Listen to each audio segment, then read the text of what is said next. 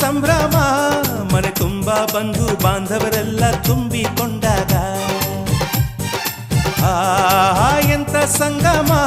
ಶುಭ ಲಗ್ನದಲ್ಲಿ ಗಂಡು ಹೆಣ್ಣು ಜೋಡಿಯಾದಾಗ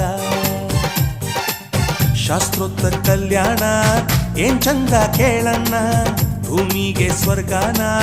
ತಂದಂತೆ ನೋಡಣ್ಣ ಮನ ಬಂದ ಹಾಗೆ ಮಾಡಲು ಮದುವೆ ವ್ಯಾಪಾರ ಅಲ್ಲಣ್ಣ ಎಂತ ಸಂಭ್ರಮ ಮನೆ ತುಂಬ ಬಂಧು ಬಾಂಧವರೆಲ್ಲ ತುಂಬಿಕೊಂಡಾಗ